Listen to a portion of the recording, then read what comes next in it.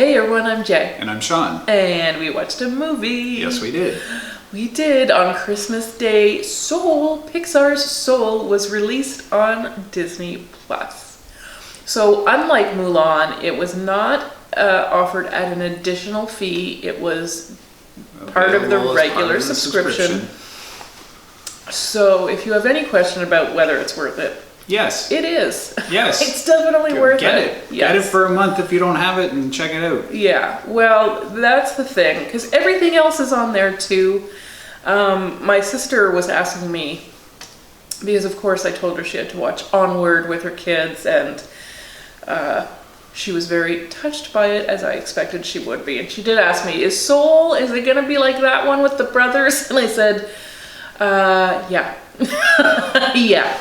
So, Soul is almost more like Inside Out, just because it's dealing with like the concepts of our insides. Yeah, or outside of our known world. Ooh, yeah. Our basic selves, I guess, and how we are made up, how we become who we are. So we are following Joe, who is a jazz musician in his heart and in his hands, but he is a middle school music teacher in his paycheck, because it turns out jazz doesn't necessarily pay. We already knew that, I think. I think that's been established. Right, but I mean, he was following his dream. Sure he was. Still is. He still is. His mom, however, is a little less lenient. She wants him to be safe and secure, wants him to take this position permanently. And so he's going to. And so, of course, on this very day, he gets a call, actually, I think from an old student of his, who says, hey, if you can, get down here. The wonderful Dorothea Williams needs someone to play in her show tonight. And so he gets down there, and Dorothea Williams, voiced by Angela Bassett, is pretty impressed by his jazzing. Because he's good. He is very good, yeah. It's not just a pipe dream. He's very good. And yeah, so he's engaged to come back that evening to play a live show with Dorothea Williams, who is a big deal. So Joe, did I say voiced by Jamie Foxx, is walking home, and he's distracted, he's happy. He actually survives so many potential mishaps, but eventually meets his demise. Yes. Yeah. Dies on his way home before he ever gets to that big show, which is a tragic thing, of course. We all feel it. And so suddenly he finds his soul on a conveyor belt towards the great beyond. It's just a big light. Yeah, that's all we ever see of it. It's very ambiguous. Who knows what happens when you cross that light, if you just become the light, or if there's something more traditionally heaven-like. We don't know. Yeah. All we know is that Joe is not ready to go there. No. And he does everything he can to not go there. Staying away from the light. Yeah. That is a real bucking of the system. The system is not designed for that. You're not supposed to be able to choose to opt out.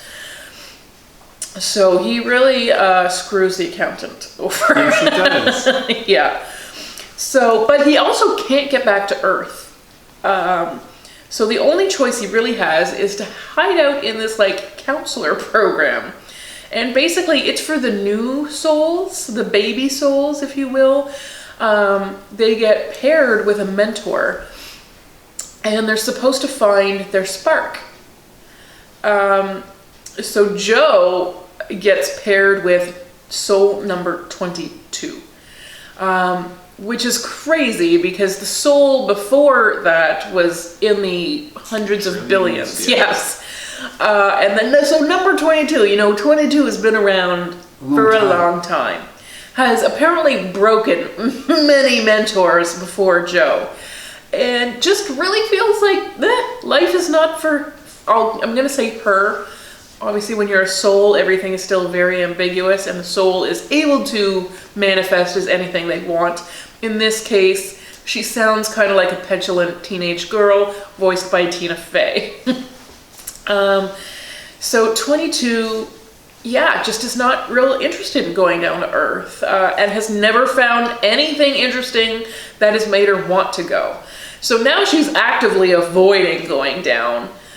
Obviously, she has stayed around in the Great Before for a very long time, and the counselors would love to get rid of her, but no one can give her the spark. That's how it's supposed to work. She's the exception. Yes. So, Joe is pretty new at this, gives her the basics, food, no. Music, no. I mean, if that doesn't work, what will? He doesn't know.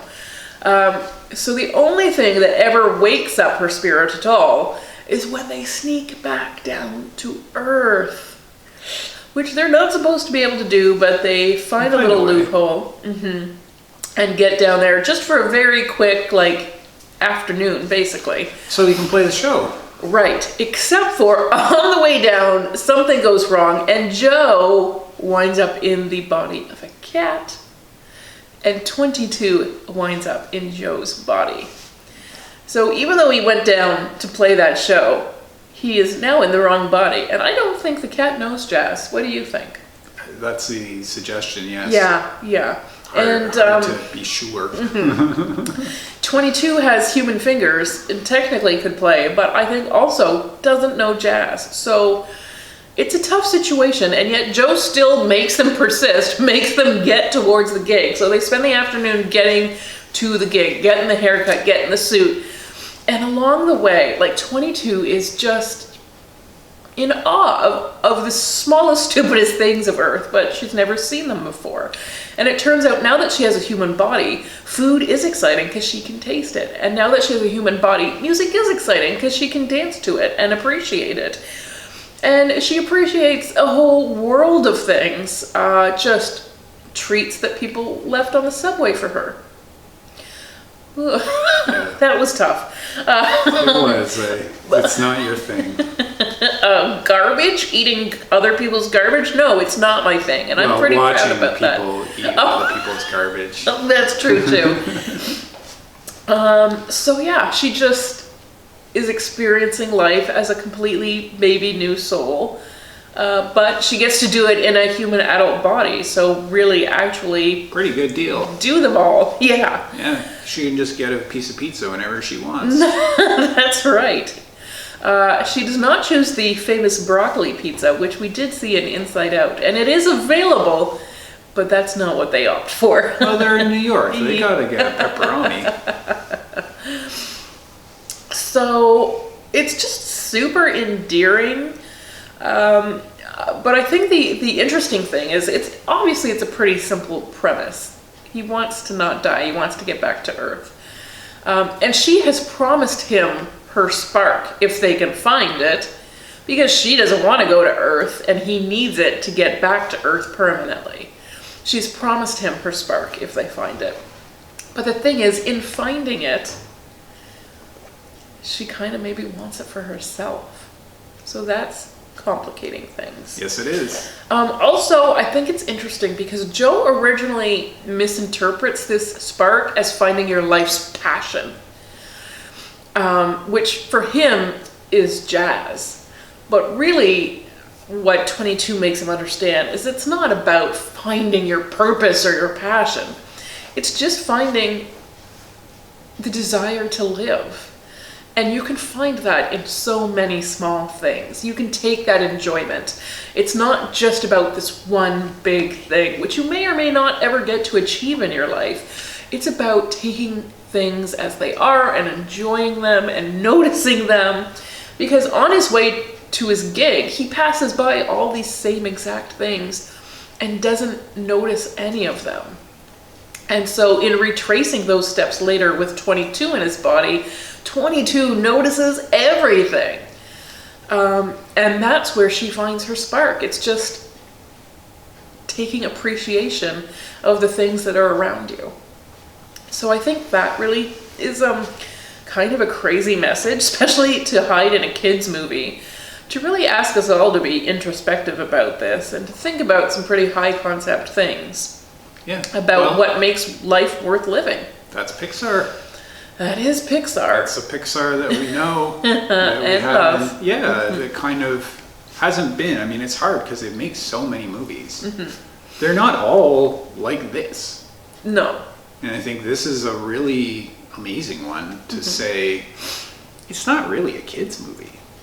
It can be. Yes. But it's just a movie. It's just really, it is about life. And I think everyone can relate to that because we're all Joes. It's neat to see it from the other side of 22. That's right. There is a lot to love about this movie. I do wonder how kids are reacting to it.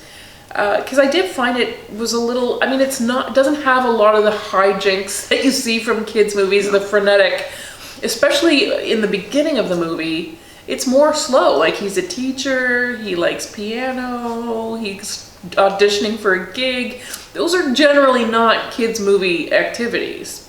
Right. It's not till later, till we have 22, and she's like, fangirling about Earth, which is a lot more fun to watch. So I do wonder, what is the reception for kids? This one does feel made for adults, even maybe more so than for kids. And there is so much to like about it, including great voice work from Phylicia Rashad, Questlove, Daveed Diggs, Norton, Fortune Feimster, June Squibb. Lots of recognizable voices. Although, thinking about it afterwards, I realized I did not hear John Ratzenberger. Oh, yeah. And you may know, that has been a mainstay for Pixar. He's basically their lucky charm. He is in everything. Is he in this? Well, I did check IMDb, and he is not credited. So that's very surprising.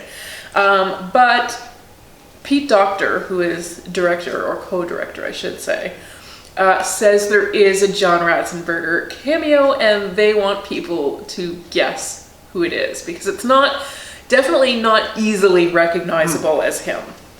So, my best guess is that, remember that guy on the subway? I think we actually bump into him twice, and he says, like, hey, take it easy. I think maybe that's the John Ratzenberger. Okay. But if you have a different idea, and I hope you do, let me know in the comments. Let's figure it out. Where's the John Ratzenberger? Is he Pizza Rat? Ooh. I also thought, remember at the beginning, 22 shows us she can really be anyone? Yep. So I thought maybe there was something there. We have to rewatch it. We will. If you rewatch it, listen out for John Ratzenberger. Yeah, so I said Pete Docter is co-directing, so that's the other very exciting thing about this. Kemp Powers came on board as the co-director on this.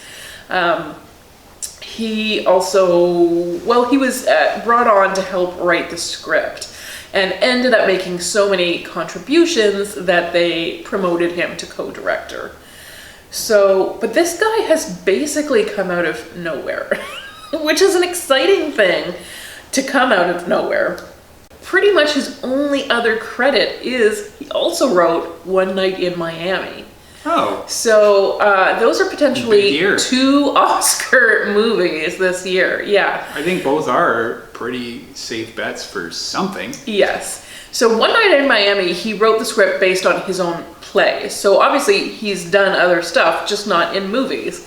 And so somehow this is the big year where he's broken out in movies. So that's very exciting for him. So yeah, I think one of the reasons why they wanted to recognize all of his contributions was Pixar was trying very hard to respectfully portray African Americans.